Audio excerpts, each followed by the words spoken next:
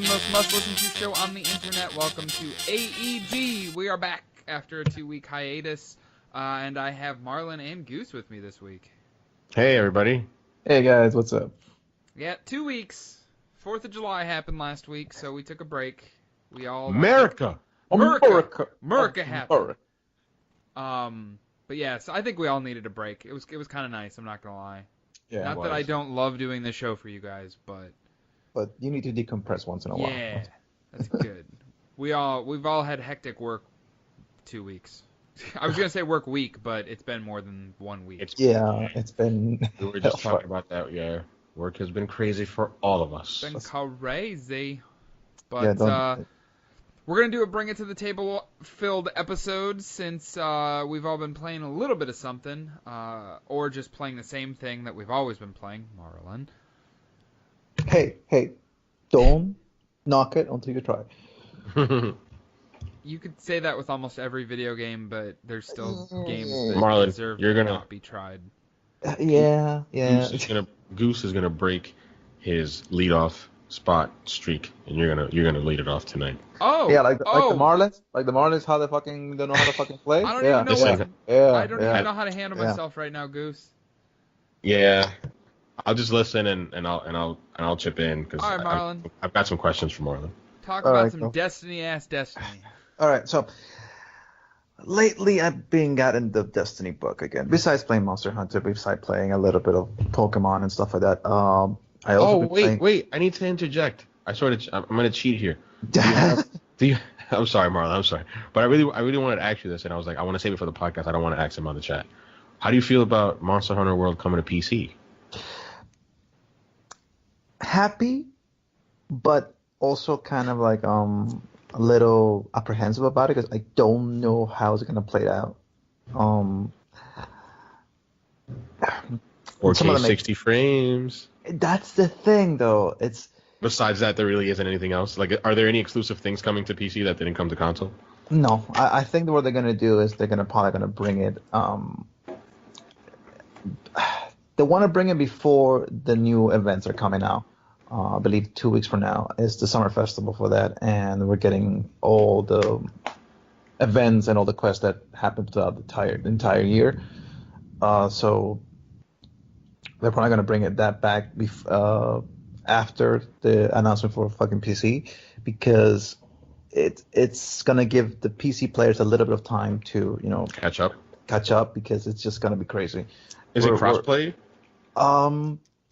Probably not on PlayStation because you know how PlayStation is, but I don't know if it's crossplay on Xbox. It's sort of it's weird when it comes to Monster Hunter World, because some of the quests are going to be coming to PlayStation only, and some of the quests are only going to come for Xbox and for PC. So it's just it's a fucking hellhole right now when it comes. It's going to be that. carved up the exclusives, like basically. Yeah.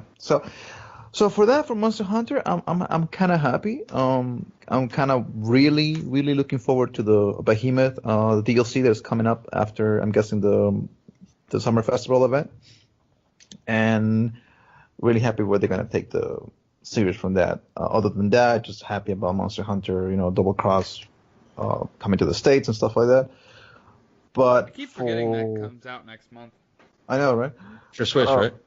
For the Switch, if you really want to get into like an old style, like Monster Hunter World, Monster Hunter game, I would suggest picking it up and playing it. It's a little bit different than Monster Hunter World because from what I was like, everybody's kind of disappointed because a lot of the quality of life improvements that Monster Hunter World added, are not at all in Generations.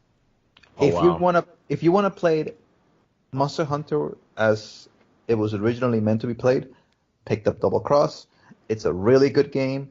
A lot of monsters, a lot of armor, a lot of weapons, a lot of customization you can do in that game, and you will have, 300, 400 hours of just gameplay that you can enjoy. If you can get over those quality of life changes that Monster Hunter World made, you're gonna have a good time. If you're coming from Monster Hunter World to that game, it's gonna take about 50 hours to get sort of settled in. just giving it that little disclaimer right there. As for Destiny 2, well, Let me tell you something about this Destiny that's happened. Let me tell you a story about Destiny 2. Yeah, what's brought you back? So, is it the moments of triumph? No. What got me back was about, I want to say 3 weeks ago. I was deciding what should I play. Should I play Wolfenstein? Should I play Kingdom Hearts? Should I play a little bit more Destiny? Should I play Monster Hunter World? I was undecided on what game I should play. So they say, faction rallies are coming up. Pick up your stuff. And I go, it's very difficult to get this thing to level 50. But you know what? I want a challenge. I'll do it. It was the first faction rally, and I busted my ass to get to level 50. I got the Graviton Lance Catalyst, and I said, you know what? Let me try it. I got the Catalyst, and I started reckoning PvP. I go, okay, I'm actually enjoying this now. So as I'm playing a PvP match, a friend of mine, Andrew, decides to log into the game, and he asked me, hey, listen, Marlon, you want to try some competitive so we can go for the Redix Claymore? And it's been like that for the past 3 weeks. We've been grinding the hell out of fucking competitive to try to see if we can get this Redix Claymore gun. Our mutual friendly has always been a burden.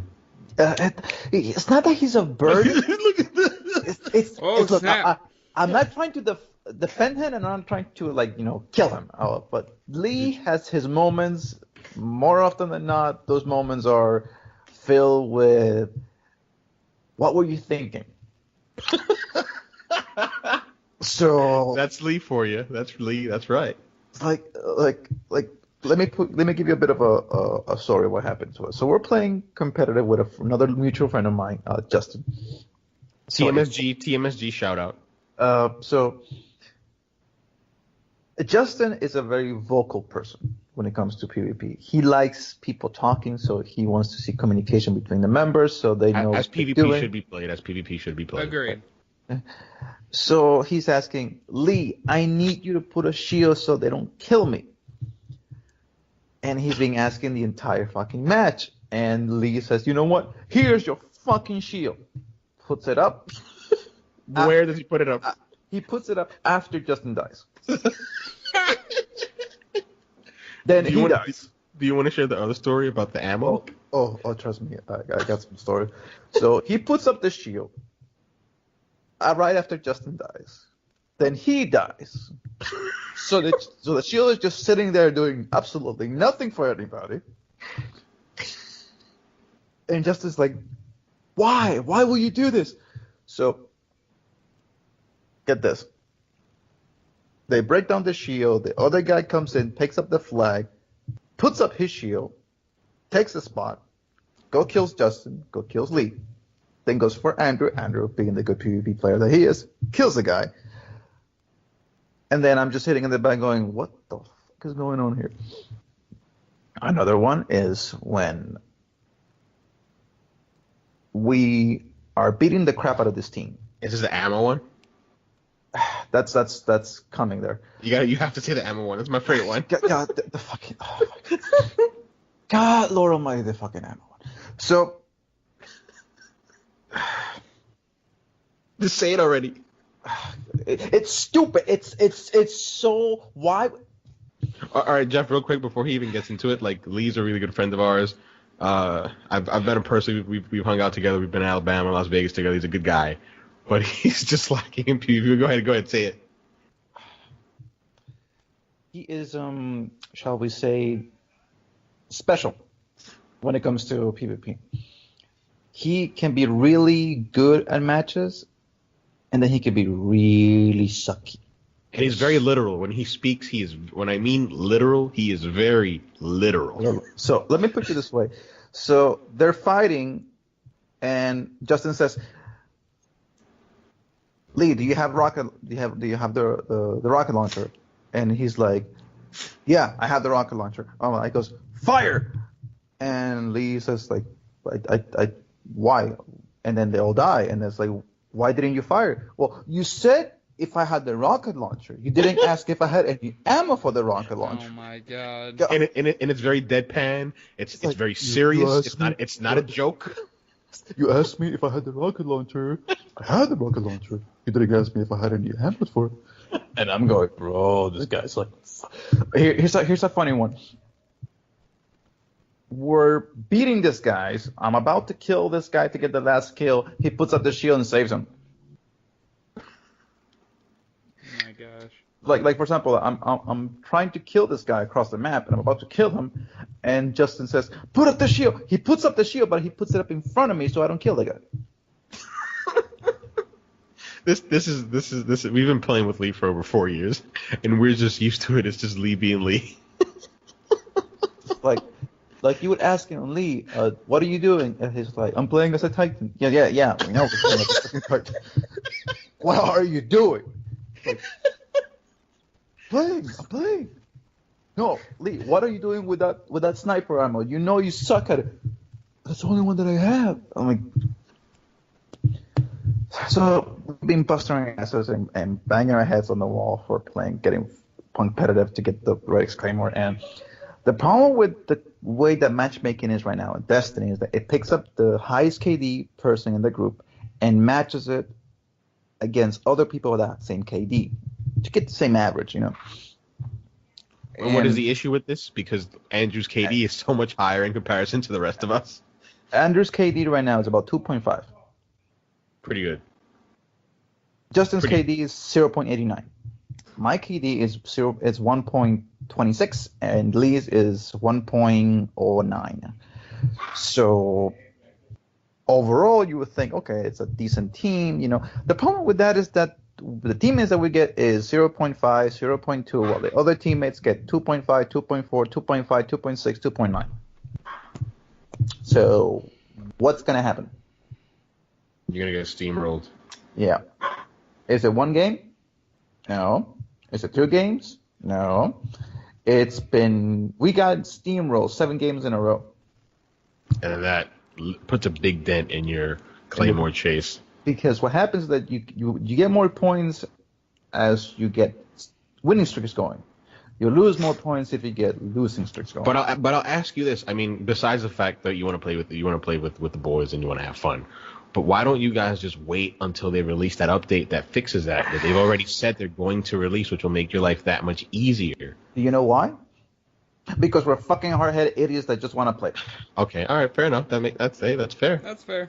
So it's been besides the competitive, we've been doing escalation protocols. We've been doing the things that you normally do in Destiny, and I'm having fun. You know, it's just you get into situations that if you're not there, you're thinking, what the fuck are these people doing? Why are they busting their asses there?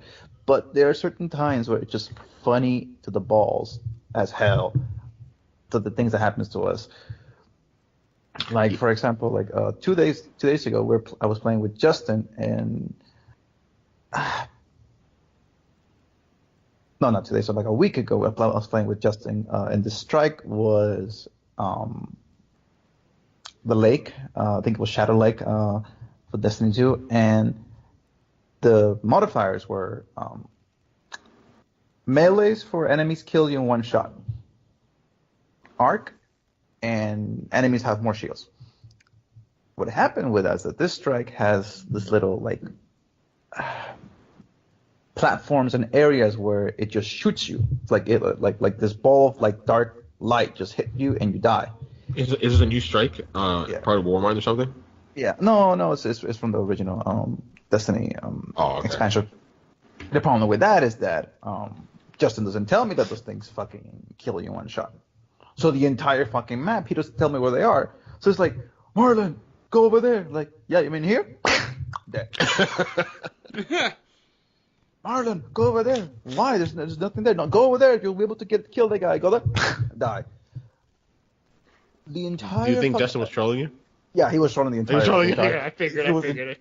I'm like, bro, what is going on with this shit? And then he's like, dude, man, try the fucking Risk Runner. It's a fucking good ass weapon, you know. Like it gives you unlimited power. I'm like, you sure about that? I put it on. I start fucking firing. I get hit by arc damage. I start like shooting unlimited. I'm like, wow, he's actually right. This thing is actually fucking fun to play. And whenever he uses it, he says unlimited power. And I'm going, why the fuck are you saying that? Like, so he did that for like 2 strikes. I finally got him. Like, oh, this is what he meant. You know, it gives you like unlimited ammo, and you can just shoot for like 5-6 seconds nonstop. So I try it. I go unlimited, and I get fucking headshot up. Like literally, sniper from across the map. He just dead. I'm done. I'm done. I'm not gonna lie. I've seen you guys play these past weeks, and I just don't know where I fit in terms of jumping in. Because like at the end of the day, you know, people may have their issues with Destiny, but it's still a social game. Yeah. And it's more than the game that you play. It's just the stories that you can tell about the things that you've done in the game with your friends. For me, and I kind of miss that because I'm like, man, they're having a good old fun time, just like before, just when we were younger. And I was like, I just don't know where I would slot in. Like I feel like I'm just like so distant from the game. Like I miss the interaction with my friends, especially this particular group that we're talking about here, because we've known each other for so long. But I'm just like, man, I don't know where I would slot in to play. I feel so disconnected from the game itself. If I feel like when Forsaken comes around and they'll add 6 versus 6, I think we'll have a much better time just enjoying a couple of PvP matches and stuff like that. The raids, I want to try them out, see how they are. But I will tell you the funniest thing that I can say about Destiny. Destiny reminds me of D&D. If anybody has played Dungeons and Dragons knows that the kind of bullshit and shenanigans that you can come up in this fucking game, you cannot write them. You cannot sit down and write, okay, this is going to happen to me in this particular way in this particular hour. You cannot write them with Destiny. Some of the shenanigans that happens, you go, how the fuck did this happen? How the hell did I die from a sniper from across the fucking map while this guy says, unlimited power, okay? That's one of the great things. It's emergent gameplay. So you can't script it. You can script it, and it's just really fun sometimes. It's really frustrating at times when your friend is telling you, fucking put up a shield, and he decides to be a hard-headed asshole and says, no, I'm not going to put up the shield. I'm going to put up the shield when I want to, right here next to the heavy ammo, so neither I can get it and the other person cannot get it. Fucking idiot. Yeah, actually, we were on the chat a couple of days ago. We were sort of reminiscing. I was like, man, I've been playing with you guys since I was like the summer that I turned 25. The year that I turned 25, I've known and played with you guys, and I'm like gonna turn 29 in a couple of days. It's fucking crazy. And we were just thinking about like all the crazy stuff and like all the Destiny moments, if you will, that we've had together. And I'm sort of looking forward to doing that again with Forsaken. Yeah, like for example, like I remember one time that happened to us back in Destiny that everybody got loot except Gustavo, and he's like, of course, it had to be Gustavo that we're not getting in the loot. Speaking about myself in the third person. It's like fucking man. So me and Justin were doing escalation protocols about, I want to say, a week ago, and we found that glitched in the game. So in escalation protocol, there are 7 levels. So you start level 1 and you beat it, and then you go to level 2, level 3, level 4, level 5, level 6. Once you get to level 7, then you can start farming for the weapons if you do what I like to call escalation protocol sub-zero, which is you kill the final boss between 1 to 2 seconds before the timer ends, and he dies, and he drops the loot, but you kind of failed the mission. So basically it allows you to go back to level 6 and just keep refarming this escalation protocol until you get all the weapons. So me and Justin ended up, getting into some random instance, and the guy told us about this. We started doing it. We farmed it for like 23 times. He gets the SMG. I got the shotgun. I was hoping for the SMG along with the shotgun, but it's Destiny. You can never get what you want. So he's like, oh my God, Marlon, this SMG is like the best thing since sliced bread. Holy cow, it melts people. And I'm going, okay. Was that the one that Andrew was like, oh yeah, it's like really powerful? Oh, this is the thing. Andrew's just like, well, I'm happy for him. He needs all the help he can get with that crappy KD that he has. So yesterday we get into an instance and we start doing escalation protocol, and Andrew, on the first fucking try, gets the SMG. I, of course, don't get shit because it's Destiny. Why wouldn't I get shit? Of course. Oh my god. And then Andrew's like, you know what? Let me go. This was very late at night, so we had just done a lot of competitive, and we're all fucking tired. So Andrew's like, you know what? Let me go try the SMG. He goes and tries the SMG.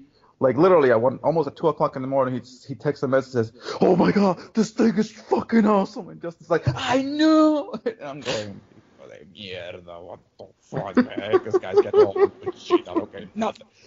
I'm like salty as hell. Like it's the middle of the night. I'm like using my iPad and I'm salty as hell because they got the SMG. And I'm like, okay, you know what? Let him be happy. Let him. He needs it for all the help he can get to get the fucking Red Excalibur. And so it's just been that and just been playing Pokemon. I got Pokemon Go. Finally got that stupid shiny Blastoise that I've been looking for like forever. But I am looking forward to the kind of crap that I'll be doing in fucking Forsaken. And hopefully we can have Gustavo back. And if Jeff, I know this is not your forte. I know you're probably not going to be playing with us. But if you ever can get into an instance where you can play with us, you will be laughing your entire fucking night.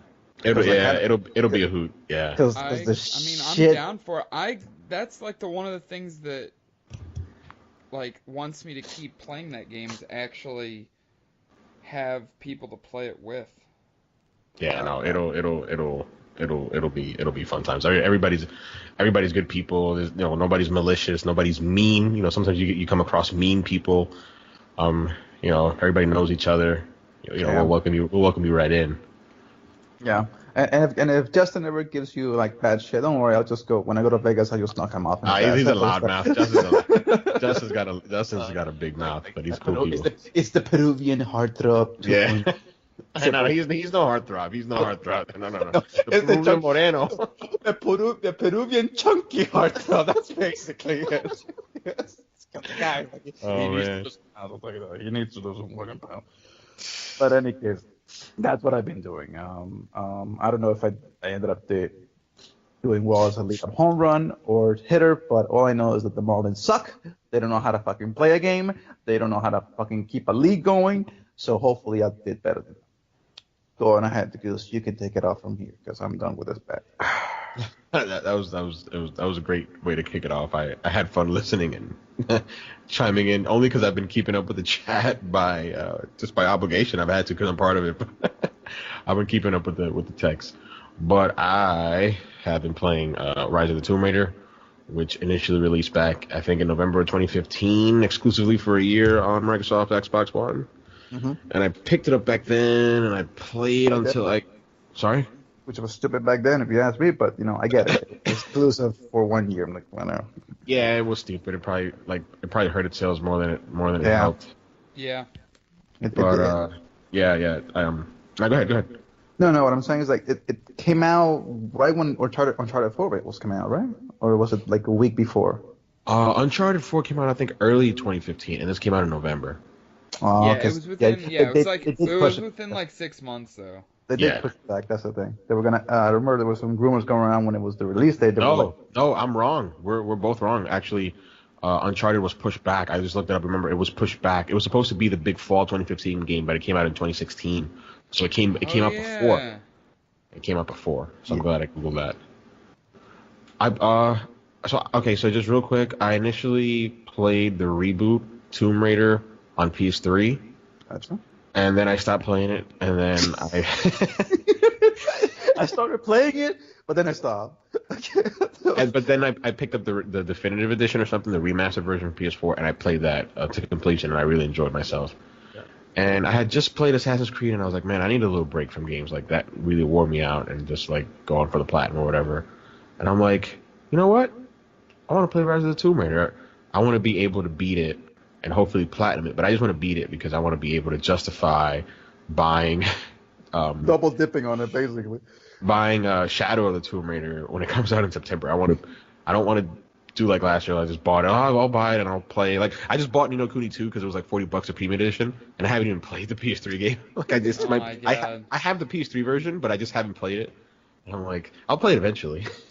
It's like you're like my cousin. He's like, oh my God, Spider-Man 4 is on. Spider-Man 4. Spider-Man Homecoming is on DVD on Blu-ray. I'm gonna buy that. And I go, but you haven't watched any other fucking Spider. I'll watch him later. I'm like, bro, it's like watching Return of the King. Is like, but you haven't even seen, the Two Towers or Fellowship. Exactly. I'll watch it later. I'll watch it later. I'll go back. I'll play it as a. I'll see them. Not in chronological order, but before this, I'll go for 3, 2, and 1. I go, yo, you got some weird ass fucking taste, bro. So I played that to completion. It took me about roughly 20 hours. I really focused on trying to do as many collectibles as I could. So if I do decide to platinum it, it'll be less taxing in terms of collectibles because I hate doing collectibles in games.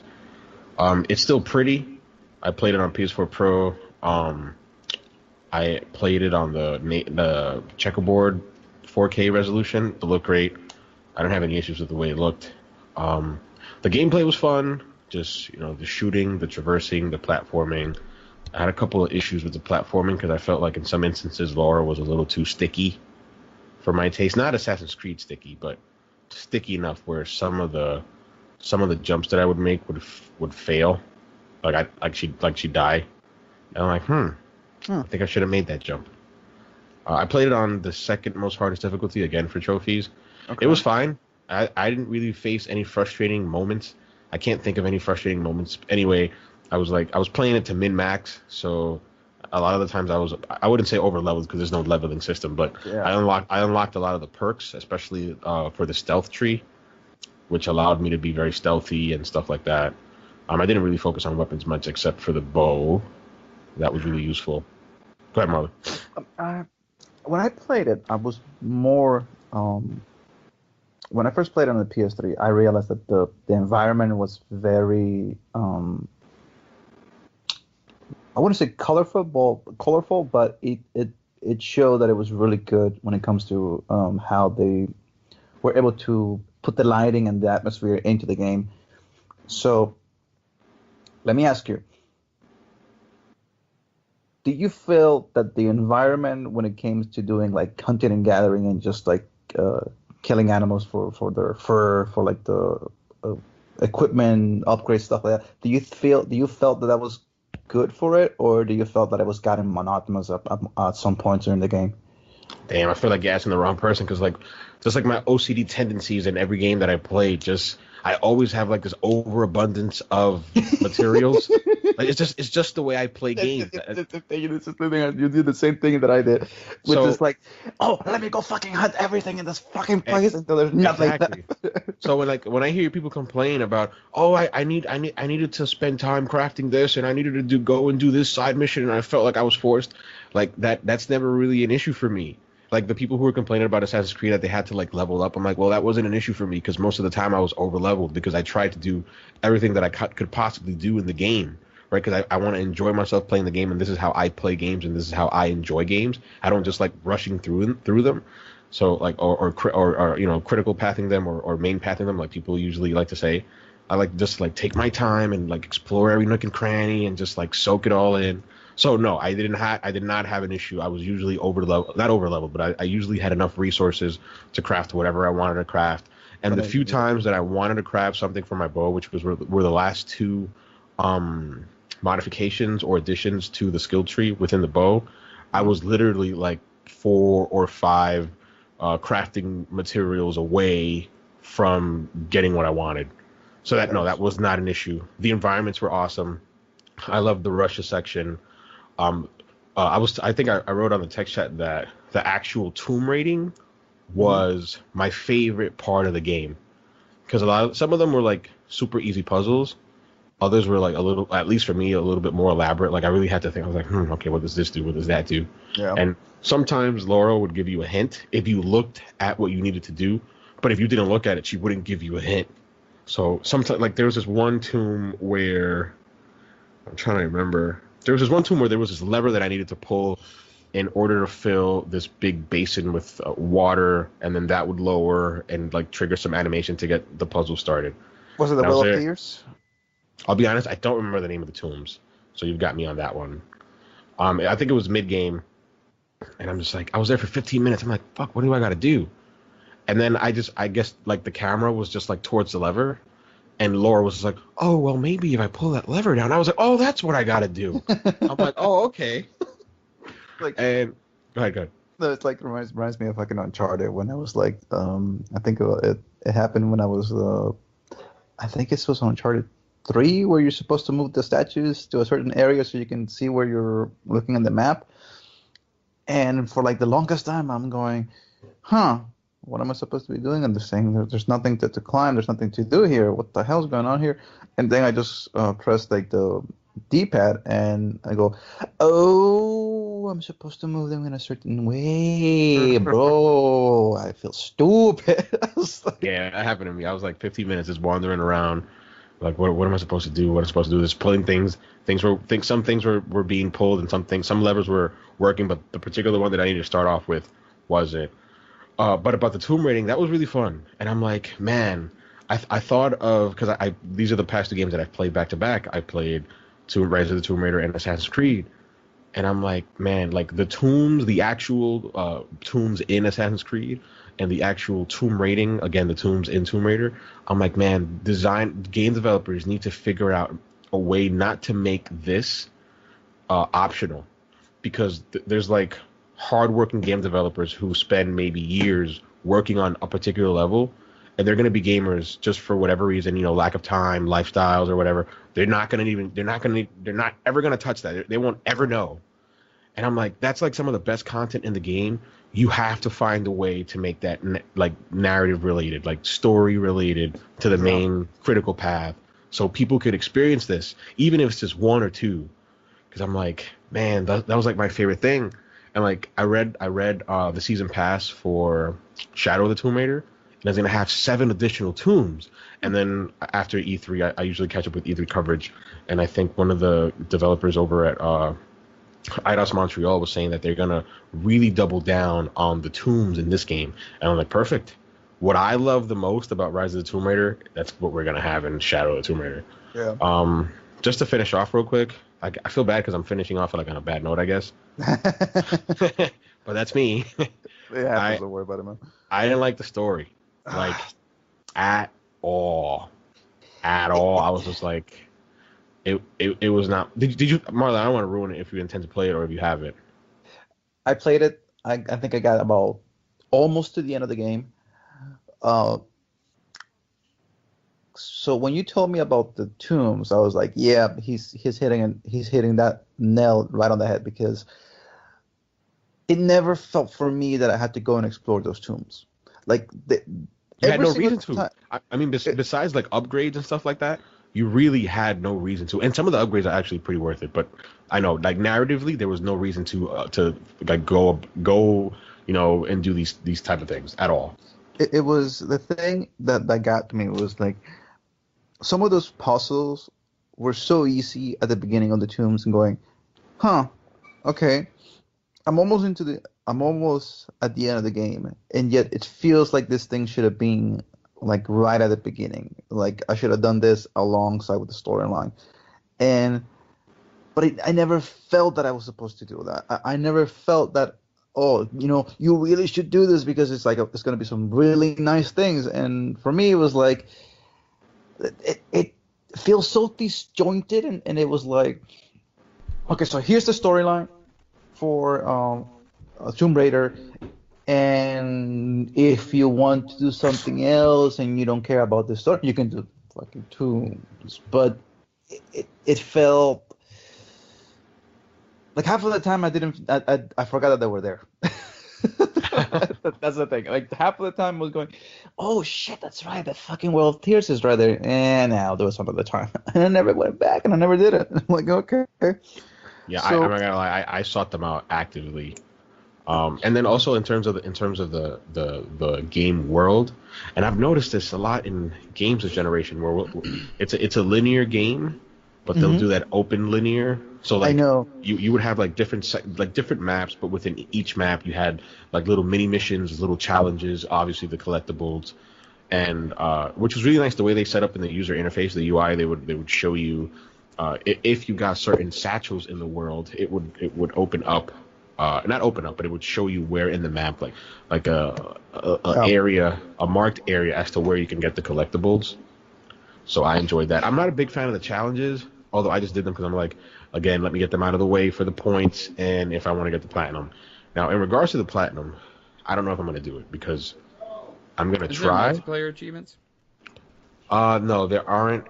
No, there are multiplayer achievements, but it's co-op, and it's based on a DLC pack. Oh, okay. The endurance co-op. I'd like to go back and play the Baba Yaga DLC because I saw the trailer for it and it looks cool. And then there's this Croft Manor DLC too, which I want to go back and play, but I don't know, just because I'm like, if I can't do the platinum, then I'm just gonna move on to the next game because I want to play as many games as I can before the deluge of the holiday games. But so basically, I have to replay through the story again in these time trials, and I have to get gold on every single one of them. And as a kid, I've always hated time trials. I hate time trials.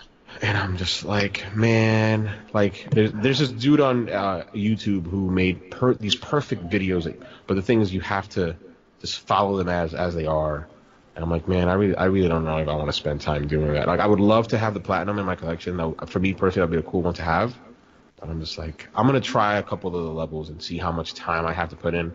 And if it's something that I feel like I want to do, then I'll go for it. If not, I'll probably just move on to the next game. I'll tell you this. Something about time trials.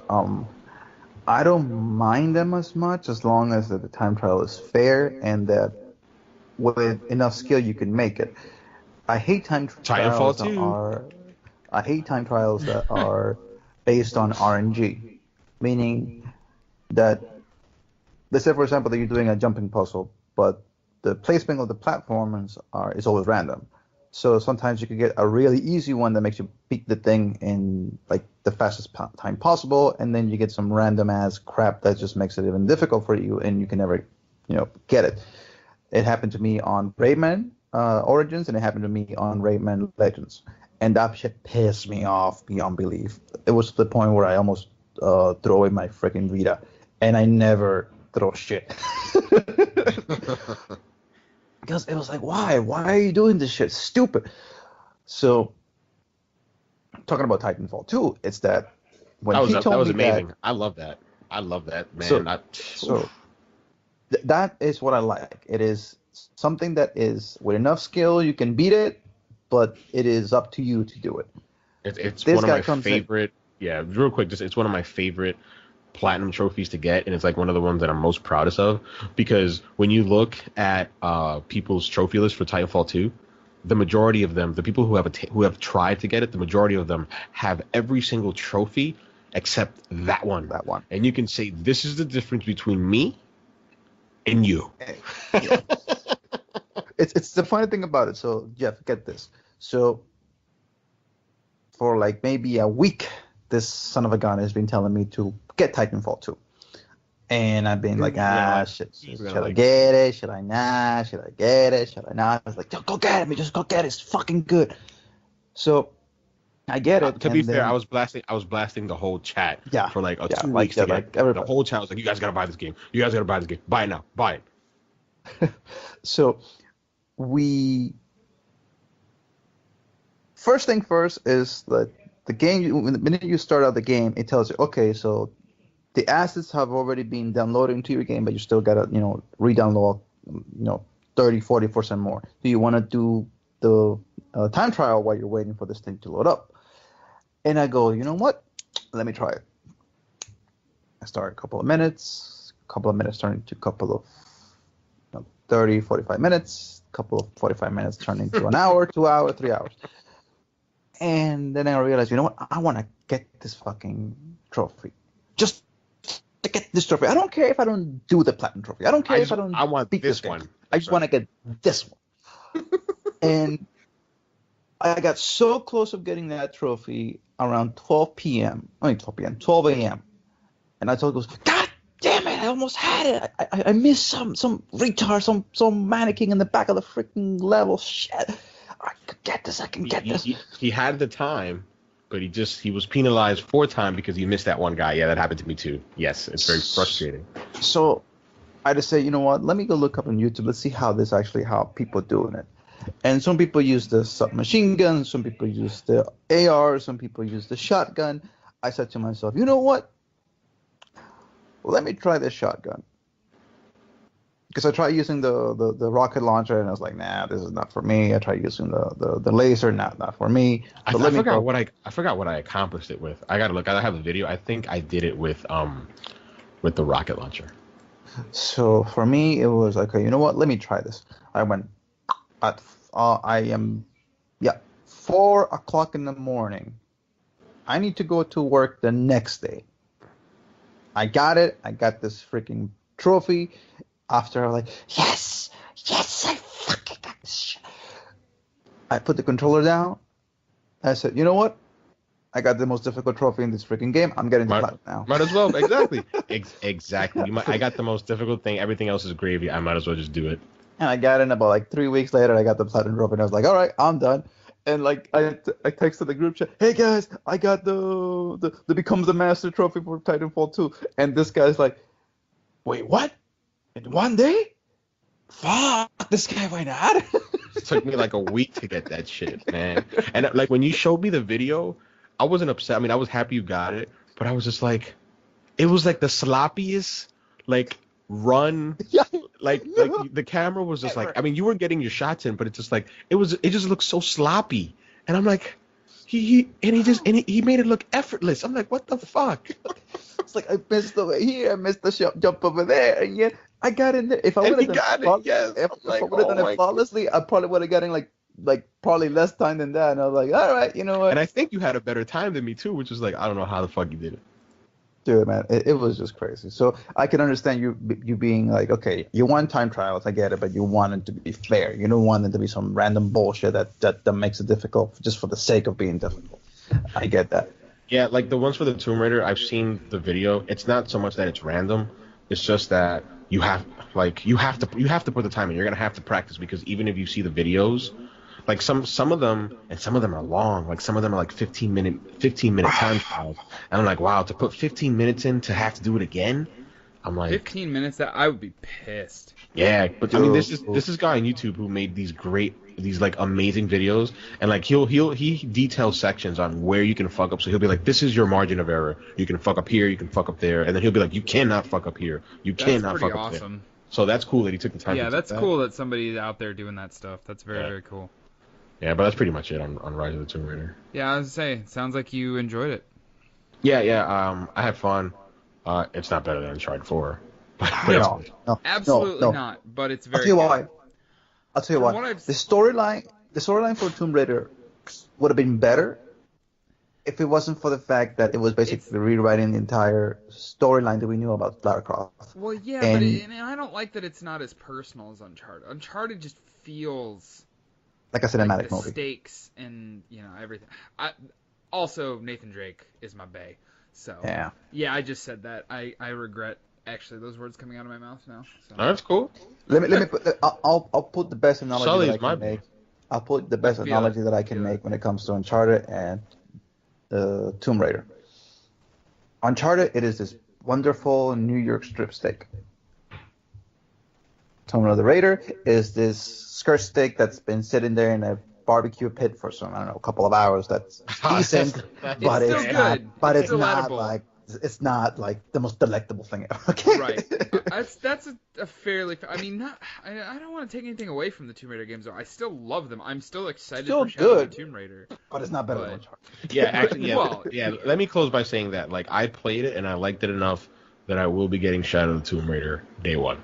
Yeah. I liked it enough that I will be. I mean, yeah, we've already talked about this on the show. Like I'm getting, my buddy's getting Shadow of the Tomb Raider on our show. Oh yeah, that's right. He's a big fan. Yeah. Yeah. So I'm looking forward to it.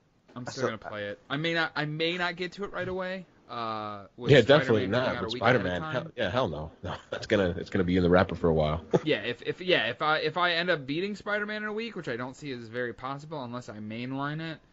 Like, maybe I'll start Tomb Raider when it comes out, but... Please, Spider-Man, Insomniac, do not have time trials. Yeah, I know you're going to want to go for that Platinum Goose, right? Absolutely. Dude, I'm actually, just a little bit of a side note here. I'm just reading a little bit of IGN's, scores that they put on 10, and I'm thinking to myself, how did this get a 10? How that got a 10? How this got a 10? And then I'm like, okay, this one is fair. Okay, Uncharted, not Uncharted. Last of Us is Zelda, Undertale, Super Mario Odyssey. I get that, but then I go into the nines, because that's what really gets me. It's they put fucking Dark Souls remaster as a fucking 9, and it's literally the same game that we got 8 years ago. Yeah. Wow, freaking great. But speaking of, I guess of time trials, Mm-hmm. They were incorporated in a game that I recently played. Oh, really? Which one? Yes. Darksiders. So Monday they announced the release date for Darksiders 3, which I will be completely 100% honest, I am shocked that game is coming out this year. You thought it was going to come out next year, or you thought it was? I thought it was going to be I thought it was going to be a January 2019 release. Yeah. So that's like it's Christmas for you. Yes. It's Christmas in July. Yes. I was like super excited because Darksiders is one of my favorite franchises. I'm gonna be eating my turkey and I'm gonna be playing my game. Yeah, pretty much, man. I'll be eating my turkey. That leftover turkey. That leftover turkey from last year's Christmas. Fucking hate it. No, we do steaks for Christmas, man. I don't know what you do. Really? Yeah. I would have thought you would have been eating some turkey. Nope. We do fillets. Filet mignon. That's weird. Christmas. I know. It's a weird tradition that my family came up with. Hey, listen, if it works for you guys, yeah, we like. I mean, I don't want to get into this now, but it's gonna get Chicago deep dish for fucking Christmas. No. Throw this shit away. We like my family always does turkey and chicken, but like we also do lasagna, which is weird, which I've always thought is weird, a weird dish for Thanksgiving, but yeah. We do really we do like chicken wings on Christmas Eve. Huh. And like potato salad, and we always watch National Lampoon's Christmas Vacation, and then Christmas Day we do like summer sausage and like shrimp cocktails for like lunch, and then like steak and salad and potatoes. So there's no turkey at all. No turkey at all. The only turkey we get is on Thanksgiving, and now it's not even a full turkey. It's just the turkey breast. Wow. I don't know. You gotta have cranberry. You gotta have the cranberry in there. Oh yeah, we got cranberry. Cranberry's cool, and we can do stuffing. My grandma's homemade recipe. So this is a really weird tangent we just went on. It's cool. Listen, it works. I don't mind it. I love when these things happen like this. I know. I love these kind of things too. For me, it's actually like before you say that. In my family, we don't have a kind of like a settle down tradition when it comes to Christmas and stuff like that. In my family, it's like whatever restaurant is open that week, we'll buy from there. that's horrible. I mean, that's fair, I guess. But the thing is that my mom doesn't like cooking for the holidays. She says like for me the holidays should be just spent with your family. I don't want to be spending the entire day in the kitchen and just not enjoying it. So we tend to just buy outside. But we tend to buy from like good restaurants, like some like Spanish food. One year we got like fucking ceviche, Peruvian stuff for another year. But delicious. But like big, like a feasting and. See, I don't have a big family. It's just my mom and dad and I pretty much at this point. So the thing is this though, my family has abolished turkey. In my house. Abolished it. Yeah, I'll tell you what. So # abolish turkey. Abolish turkey. Like, what happened was that it was 2007, and I said, you know what? I want to have a turkey for Thanksgiving. They said, "Fuck your turkeys." And my mom said, you know what? We'll have a turkey for Thanksgiving. She bought a turkey meant for 25 people. It's like a big turkey. She bought turkey or turkeys? No. This was a motherfucking big ass bird that was half of the table. Damn. It was meant for like a big fist for 5 people. It was the most driest, cardboard, chewy, tasted like plastic turkey that I ever had in my entire fucking life. It took us 3 weeks to eat the entire fucking bird. It was a week before Christmas, and we still had fucking turkey left over in the freaking fridge. Mama said, "We are never having turkey again. I don't care if it's the most delicious, decadent thing in my entire fucking life. I am never having turkey in my house, and I will never see anybody bringing turkey into this house ever again." Also, I think we totally just found a episode name.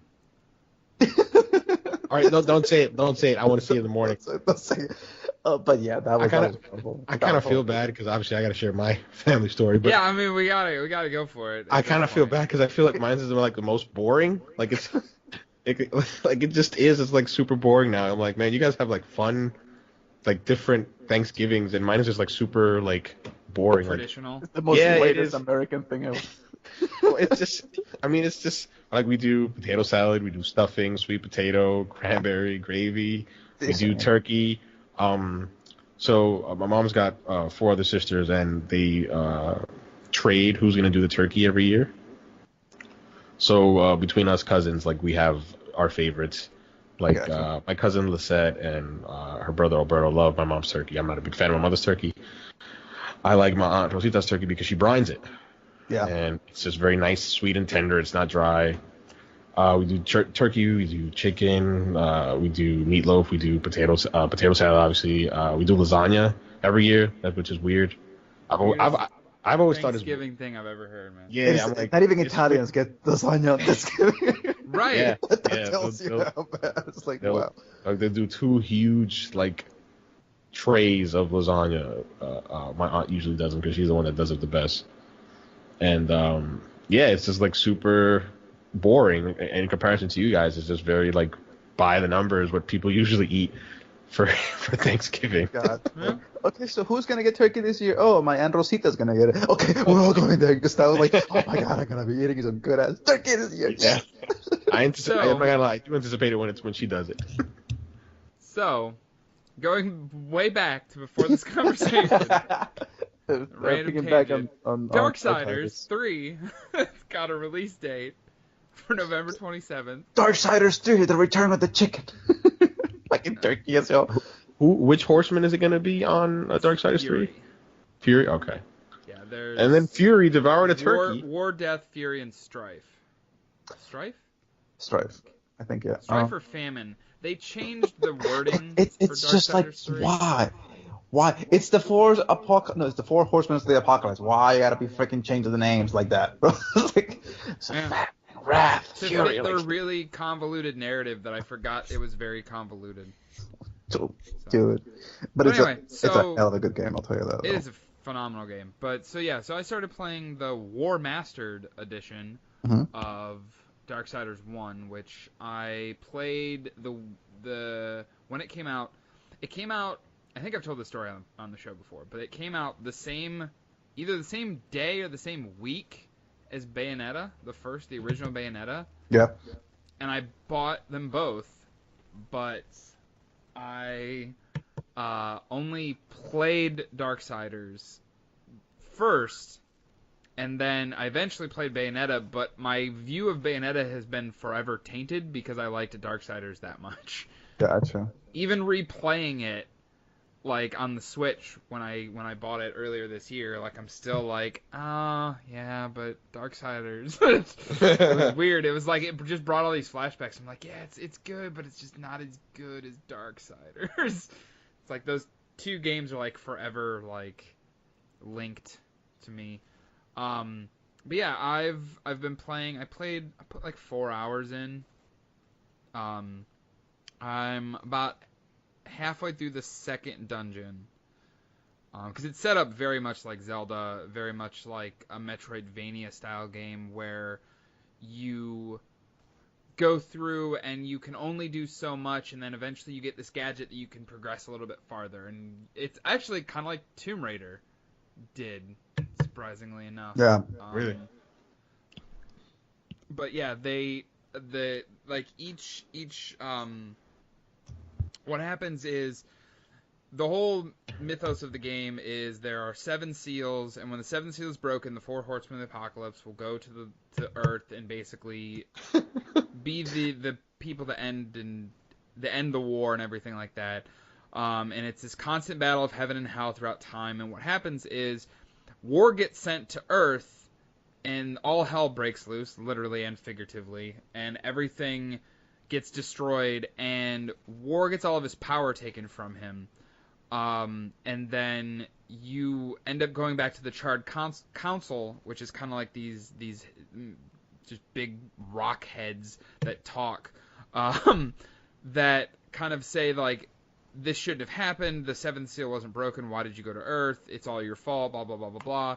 He's like, well, I'm going to go back and kill this entity called the Destroyer and restore the balance to everything. But in between when you get your powers taken and when you have to go back to Earth, in Earth years, it's been 100 years. So everything is just deserted. Yeah, and there's still angels and there's still demons on Earth that you have to face. And you basically it's like a bunch of favors. Like, oh, I'm going to go talk to this person. Well, this person wants me to go kill this big boss. I'm going to go do that when I get back. Then they say, well, now that you fulfilled my thing, why don't you, I'm going to give you this. And then you go to this next person and then they tell you to do this. It's kind of one of those where it's just like you're constantly being strung along, like, and even like it's early 2000s game design. Right. Yeah. Even War at one point in the story is like you got like, come on now, like stop making me go do your bidding. And, it's so meta. It references. It's like it does. You guys it's suck. ridiculous. Let me alone. Simple as that. Yeah. Like the one, like after you beat the first boss and you think like, oh cool, like I'm gonna get to go face the Destroyer, and then the one guy's like, he's like, well, now you got to go take out this. He's like, you never talked about this guy before. But Jeff, does it? Because I'm not gonna lie, the way you're describing it makes it feel like you felt as if it was dragging. Was it fun, regardless of that? Yes, sort of? that's there's only a couple activities in the game that I feel kind of bored with, which are the time trials. So, once you progress into certain areas, there'll be this giant golem that's standing in the way. And you have this horn, and you wake the golem up. And the golem says, I'll move, but you have to relieve this curse that I have on me. Which the curse requires you to go to these 4 different locations scattered around the mini area that you're in, and then go and like be teleported and have to do these time trials. Like one is kill 50 enemies in 5 minutes. And one is use a specific move to kill enemies, or kill enemies when they're in the air by using you have a move where it, like you swing your sword upward and it flings the enemy into the air, kind of like God of War does. Mm-hmm. So it's like little things like that. Some of them are super simple and were really easy, and then some of them are like really stupidly over encumbering. Like the one was, it drops cars, like what? Like, well, because you're on Earth, so it gives you cars, and you're able to, War's able to pick them up and kind of swing them around and stuff like that. So you have to kill enemies with the vehicles. Vehicle manslaughter. Yeah. Vehicular manslaughter. Yeah, literally vehicular manslaughter, or demon slaughter in this case. But I mean, that's other than that, like, it's still, like, I love the dungeon design. It's very Zelda-esque. It reminds me, like, I have to do this thing to do this, and then I get this item, and it's like even so much as, like, you know how in Zelda, like, in Breath of the, like, Wild, there were, like, keys to unlock specific doors. Yeah.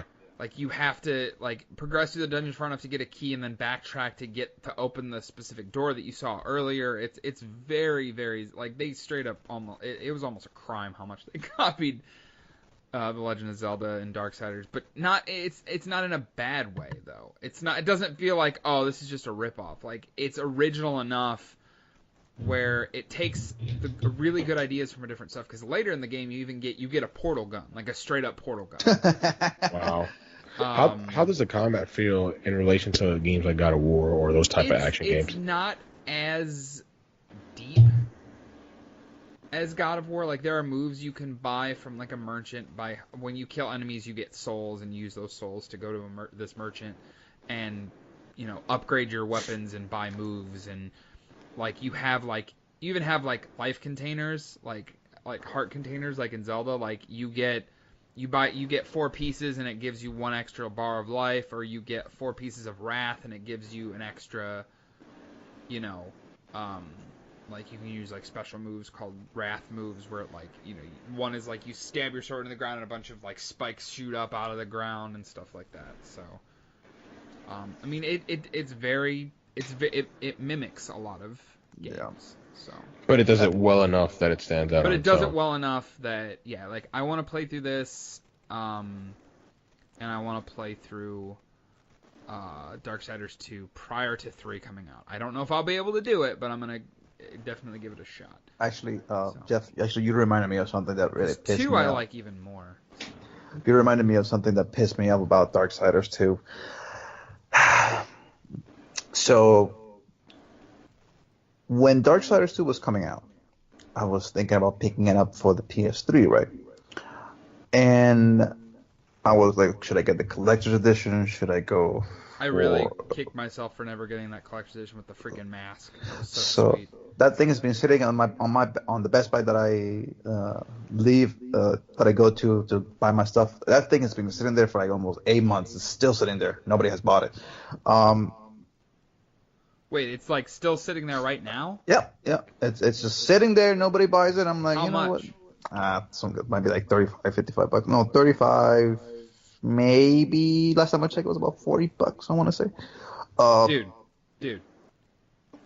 If you buy that, I'm gonna buy it for you. buy it for me and mail it to me. I will pay you whatever you pay for it and shipping. I'm no bullshit. So I'll see what I can do. All right. That means no. No.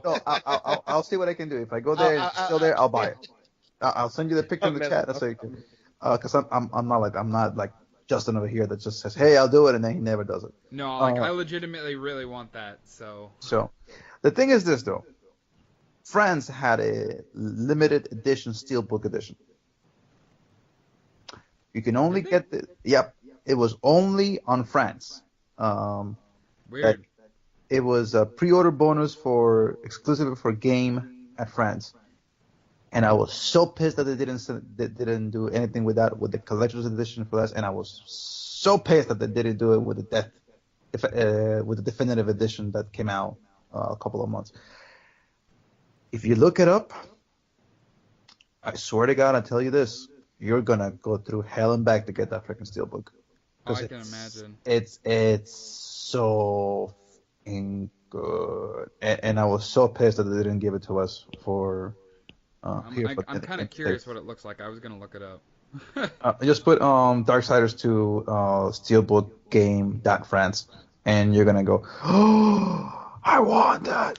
Ooh, that's pretty. Told you. And I was so pissed. I really like that. I want that. Told you. So I was so pissed that they didn't give it to us. I was like, oh man, I wanted that, and I bought the regular edition. It's just been sitting there for my PlayStation. It's still shrink wrap. I have not even freaking opened that thing. Play it, man. So, I mean, I played it because I did get we got 2 of them. One for me and one for my brother. The one for my brother is the one that I played, and I enjoyed it. The battle system, like you said, it's kind of finicky at times, but it just gives it gives it more charm. It's basically what it is. It's not God of War. It's not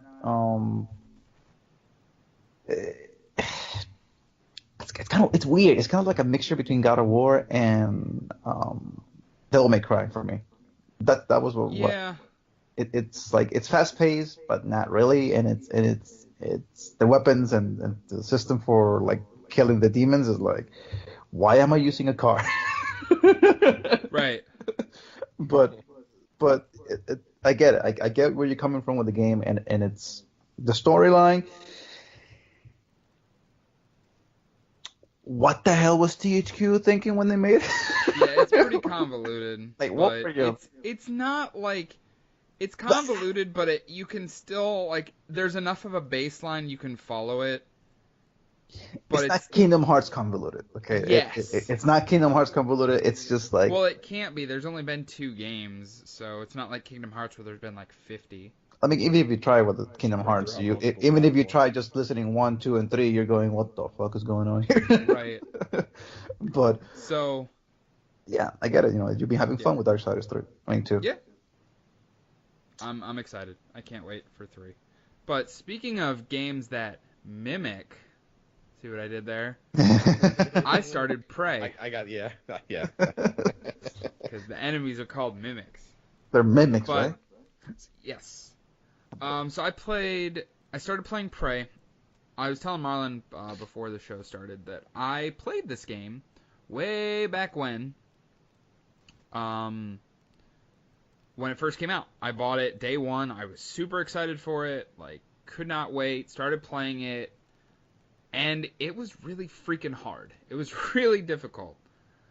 So I kind of gave up. I was like, oh, I'll put a pin in it. Like, I'll come back to it. Never came back to it. So I ended up trading it in. It's like trading my disc copy in. It's even worse. He trades it.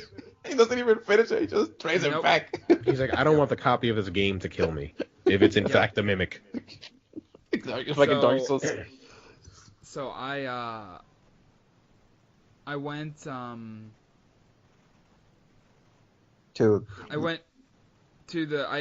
looked at the PlayStation. PlayStation did a mid-year sale. I think it was on sale like for $15 or something. It was 15 for the base game. It was 30 for the digital deluxe, which included the new Moon Crash expansion. Nice. Okay. So I did that just because so far I've heard good things about the Moon Crash expansion from my buddy. So I was like, I'll just do that one. So I started. It was kind of on a whim. Like, I was playing Darksiders, and I'm like, okay, like, I'm kind of getting, a little bored, so I'm gonna put a pin in Darksiders, and I'll play it later. And then I was like, kind of looking, I'm like, do I want to just like sit and play wrestling or play a game of NBA? I'm like, I should start Prey. So I started Prey. I just kind of on a whim. I put like about an hour and a half into it. I am still very early, but they have. Aside from the Moon Crash stuff, they added a new difficulty mode. Yeah, Okay. that was called free. Story. It's like super easy mode. It's I was gonna say it's baby mode. It is baby mode, and I'm completely okay with playing it in baby mode. I'm gonna push back on that, man. Like I know again because your lifestyle, there's a lot of things that you just don't have the time to. But I'm a big believer that there are certain games, Prey, BioShock. Those are the two things. Those are the two ones that I can think of automatically. That in order for you to experience not so much just like all the nooks and crannies, but the essential best of the gameplay itself, you shouldn't play it in baby mode. Like you really just shouldn't, because you're just flying through it for the narrative. But in terms of getting the gameplay, you're not really going to get what you should get out of it. I'm not flying through it, because there still are a lot of other parts of the game than just the combat. Because in essence, essentially just makes the combat easier. Yeah. The environmental puzzle solving, all the other dangers, all the other things that can kill you, still can easily kill you. Like, I've died. So it essentially just dumbs down the actual combat with the mimics and the phantoms and stuff like that. And I think there's like certain like injections that you can genetically modify yourself if you want to combat certain enemies, or you could choose not to do that and just enhance weapons and things like that, or different abilities.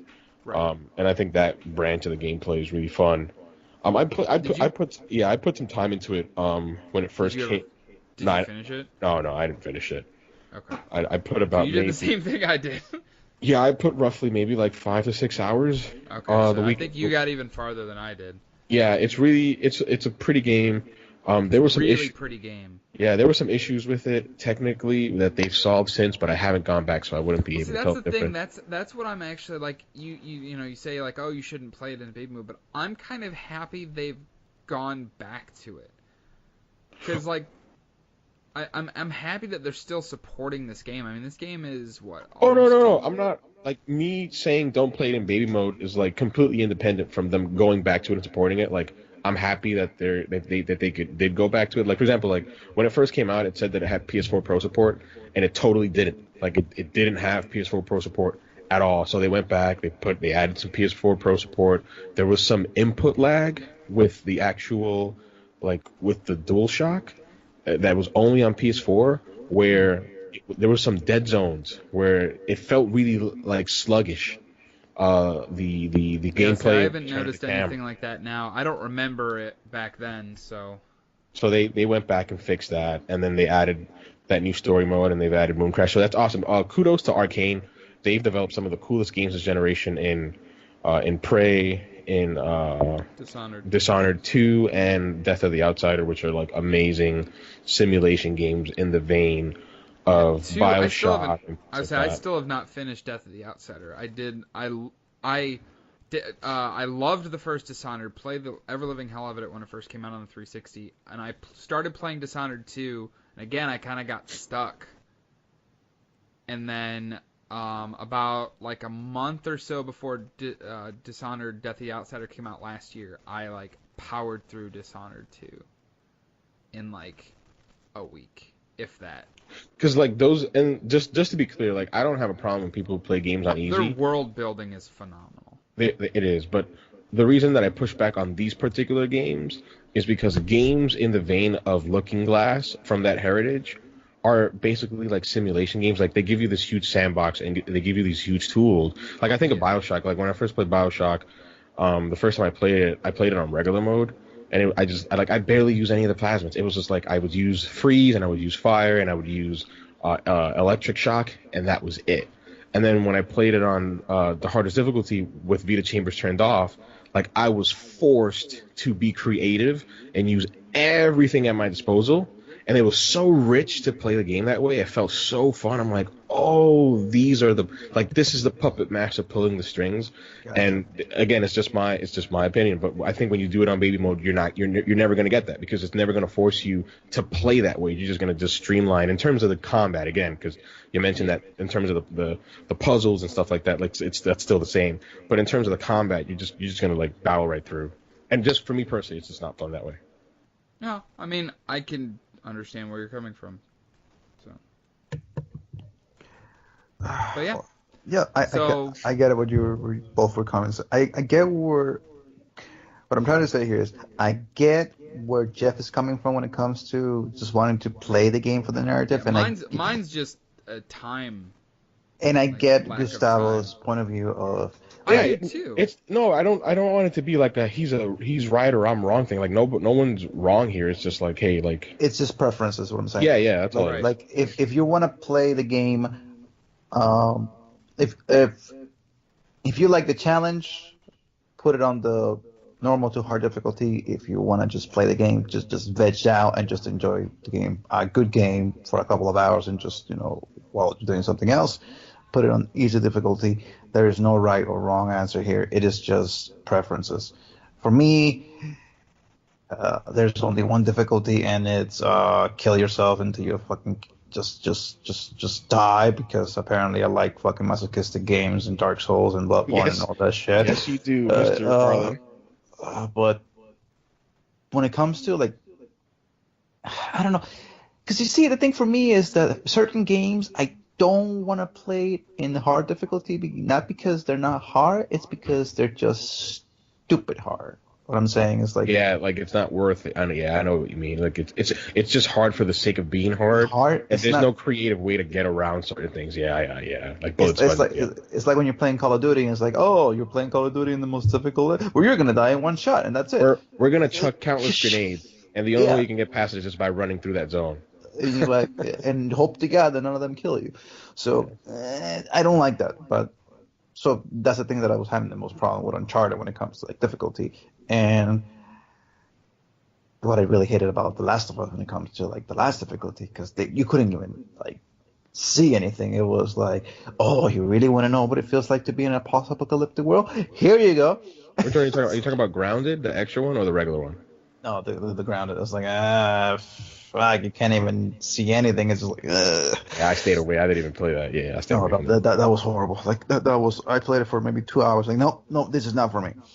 So I get where Jeff's coming from with this. I mean, like, what game? Like the one that made me laugh the most was Wolfenstein. Just, we'll put you in private difficulty, Papa. They actually make fun of you because they go, you know what? Fuck you, okay? Blazkowicz, I don't care if you got a fucking pacifier in your fucking ass. I'm playing this game like this. Yeah. But overall, I think I enjoy the fact that Jeff has been playing other games other than Actually, Jeff, I was gonna ask you something. What were you thinking about WWE? Robbie? I've been dying to have a podcast with Jeff just about the WWE games. Like, what do you think? Like. All right. It's like his destiny. Okay, hold on. I really want to talk about this. You should save it, or you want to go? I want to put a pin in it till next week. We can do next week on the podcast. We can do an all wrestling episode. Like, we'll bring back. Here comes the pain from. I could talk about that shit all day long. Because you sounded so happy when Ronda Rousey is being put on the. I was really excited. Like, I'm legitimately excited, but there is a lot I want to talk about. And then goes, how do you feel like about I know you love those games because I see you put so much time into it. So I'm like, I probably put it's like Destiny with Marlon. Like, I probably put like 1,000 hours into those games every year. And I would just love. We'll put a pin in it. But I would love to talk about it because like growing up as a kid, I loved like. Yep. I was one of those folks. Like I make fun of these people now. Like I make fun of the Madden and Call of Duty players. Like the people who only just play that. Right. I make fun of those people all the time because I'm like, God, open up your goddamn horizons and play something different and enjoy yourself. Play No Man's Sky. So that's the thing. I do play. But no. Well, many other things. No. I'm not saying that to you. No. I know. That's misconstrued. That's not Jeff. Yeah, Jeff plays everything. I should. That's not what I meant. But when I was a kid, I was that guy. Like all I played was baseball games and SmackDown games and the occasional GTA. But that was it. And then I don't know. Dude, I don't want to know how many hours you have played on this thing. I've played. I'm talking about across I have played every wrestling game from WWF Warzone for the N64 till now. Ooh, brother. You don't need you don't need a podcast for that. You need a podcast series for that. Okay. Yeah. Talk about wrestlings in the 90s, wrestlings in the early 2000s, wrestlings in the late 2000s, wrestlings in the freaking 10s. Like, bro. Yeah. Like we could do a spin-off series about wrestling and video games like all fucking day. Yeah, I could talk about all the SmackDown games up until they did the SmackDown versus Raw. We should kind of test the waters next week and do a wrestling game episode. Yeah, I'm down with that. Like I could talk from the beginning of SmackDown. All right with that. Actually, no, I could talk about No Mercy back in N64. I got to play that. Still one of the highest rated for me. Yeah, but I mean, my personal favorite is Here Comes the Pain, but that's just me. Here Comes the Pain was very good.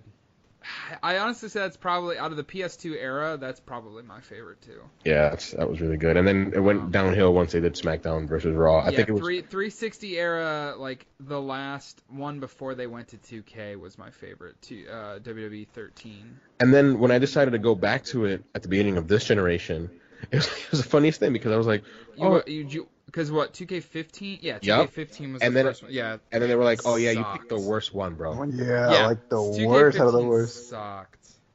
Yeah, I think it had Sting as a pre-order or something like that. Look, if I tell you that the thing, because this is the thing, my younger brother loves wrestling, so he has played a lot of wrestling games. But about, I want to say 2-3 years ago, I realized that there was a scene in streamers that they would basically put the machine on autopilot and let the machine or the CPU basically randomize the events for WrestleMania and for Summerfest or SummerSlam, I mean, and for Summerfest. Yeah, I know. Summerfest, dude. Dude, if you could see me right now, I'm glaring at your picture on Skype. Summerfest. It's a summer festival of slamming each other's butt, basically is. All right.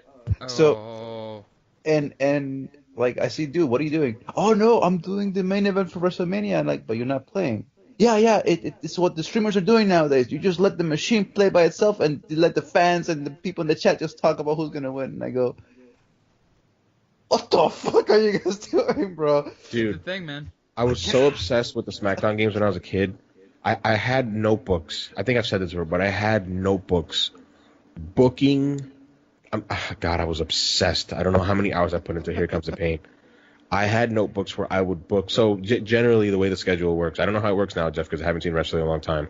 But it would be you'd get 2 shows per week in SmackDown and Raw, and then you'd get Sunday Night Heat on Sunday. We should really save this for next week. All right. I don't want to cut you off. No, you're good. Like You're said, good. I had these notebooks full of just. I would book the shows and I would just play them out in the game. I don't have notebooks, but I have like when I sit down, sometimes I'm playing the universe mode. I have a picture in my head. I'm like, okay, this is the first Raw of the month. I'm gonna book a storyline from the first Raw of the month to the pay-per-view, and I'll just play that, and then I'll shut it off and I'll go do something else. It's like I kind of say it's like me trying to go back to play fucking DDC Budokai and say, okay, so today's episode, Frieza plays against Goku. We'll see who wins. And then the next episode, I'm like, okay, this is way too meta for me, brother. But this is what people like, and I get it. You know, that's wrestling culture. You not only are you part of, not only do you feel like you're part of the wrestling game. You gotta get your shit in. You gotta get your shit in, kid. Yeah, but you're also part of like feel like you're the manager. You feel like Vince McMahon putting all this whole roster together to just make a big, nice show about it. I get it, you know, it's fun. But for like the longest time, I'm going, what the hell are these people doing, bro? You're not even playing it. You're just letting the machine play by itself. Like, no, you don't understand. It's like this is randomized. We don't know who's gonna win, you know. It's real, man. It's real now. I got wrong. But all right, so I'm excited now for next week's show. So hey, you know, that's a good topic to talk about, man. Yeah. It's going to be good. The one about wrestling. Yes. I wanted to abolish turkey, man. That's what I'm talking about. Abolish turkey, man. Hashtag abolish turkey. It's already becoming a trend on Twitter. I don't know if you saw it on Twitter. It's like fucking Seinfeld, the one with the abolished turkey.